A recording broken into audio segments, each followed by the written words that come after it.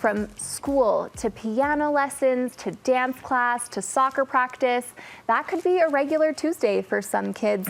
And although that's an extreme case, the modern child is very scheduled out, which people are now calling the hurried child syndrome.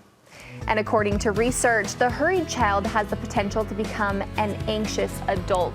But it's more complex than that. So parenting contributor Heather Johnson will educate the parent who wants to do it right. Welcome, Heather. Thanks. This is an interesting topic to me because now that I'm getting into that phase of kind of my 7-year-old is now doing soccer, he now has things he would like to do. We have school activities, we have homework. It does feel like things are very hurried. Break it down to us. What is hurried child syndrome? Hurried child syndrome is when we want and do things in ways that speed up our kids getting bigger, older, more mature, faster. We put stresses and pressure on them for them to grow up quicker.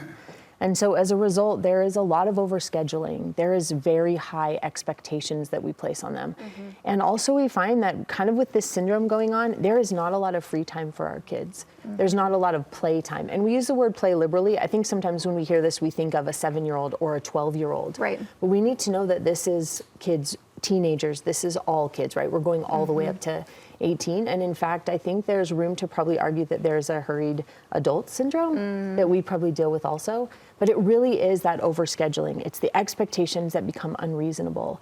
It's the lack of downtime for our kids. And that's where we're finding them. That's where we're finding them. It almost takes away that effect of letting kids be kids because their whole life is going to hurry up and be ready before they know it. So tell us, what are the effects, the long-term effects of the hurried child syndrome? So we know a couple big ones even that we mentioned, right? The anxiety and the depression, especially long-term. We've got kids who are worried about doing it perfect, and so they're afraid that they're always disappointing someone. We see it physically when you have children who are dealing with headaches or stomach aches that really don't have any other reason. But it's because there can be so much pressure put on them. So especially that long-term anxiety, we see that a ton when we've got kids who don't have the space to simply grow at a rate that makes more sense for them when we're pushing and forcing and stressing them out all the time. It's unfortunate when we put our kids in those positions. Why do you think we put our kids in those positions? Why do you think we want them to mature so quickly? What is this pull? Well, our intent is good, right? I mean, we want great things for our kids. All of us do as parents. And we want to make sure that as they mature and when they become adults, we want to safeguard them. We want them to be prepared. But unfortunately, lots of times our own unhealthy thoughts, our own insecurities get in the way here. So for example, if you have a thought, for example, that the more activities mean more opportunities for your kids, well, then you are going to overschedule them all the time because you need more activities in order for there to be more opportunities. If as parents we have any thoughts about idle time means wasted time, well, then we're not going to let our kids have any free time because we have that perspective and we're going to look at their lives and go, well, you can't have any idle time because you're wasting time. So we need to schedule you with things. So often it's those thoughts that we have in our head as parents that create environments for our kids that don't benefit them, right? That hurt them. And I think it speaks to what an underlying problem is with this. You know, we look at kids quickly and go, well, they're doing a lot of things instead of realizing that as parents, this needs to wake us up. We need to make sure that we're not allowing social media, comparison, and our own insecurities, that we don't allow them to get in the way of what's great for our kids, because we do. We let those insecurities get in the way, and then our kids are the one who suffers. I hear you saying this a lot. Don't make it about you. Don't make it say something about you. And I always try when I'm having a moment and I'm reflecting my feelings on my child, saying, what am I making this say about me versus what they're just being a kid, right? And I love that you say that. So that's part of the bigger problem that you think is happening. What can we as parents, what can we do? How can we help with this? So one of the first things we can do is we want to make a shift from individual to family. And here's why. When we focus on individuals, we're consistently focused on accomplishments, right? What is our kid accomplishing? What are they doing? When we focus on how to build as a family, now we're focused on connection. And so it moves it away from, I need you to get all A's and I need you to play 3 different instruments and speak 2 different languages. It moves it from their individual accomplishment to a connective space with family, which opens our minds to time together, that free time that they need. relieve some of that pressure that we put on them when we're looking at those individual accomplishments. So that's one of the very first things that we can do, is we need to shift from an individual approach to a family approach. I love that. And it puts that focus back on those relationships versus what your accomplishments That's exactly right. It's exactly right. Okay, next you say we need to redefine success. Yeah, so one of my favorite things is that we get to create definitions for anything we want, and we get to define what success means. So we tend to look at success and define it as what grades they get, or again, how many instruments they play, or how busy they are. And in fact, I think this is where we look at ourselves as adults a ton and miss the mark and go, well, what does success look for me? Well, the busier I am, the more successful I must be, right? And so we want to define success in a way that lines up with the children we're hoping to raise, the parents we want to be, the values we're hoping to live, and we get to define that. So imagine if we changed what success meant and it wasn't that they got straight A's. Imagine instead if it was that they could manage their emotions, or that they got to play today, or that they learned how to manage and navigate boredom. What if that was our definition of success? Now we're raising very different kids who aren't overscheduled. And so we want to decide, how are you going to define success? What does that look like in your home? And make sure it's a definition that lines up with the values that you say you subscribe to.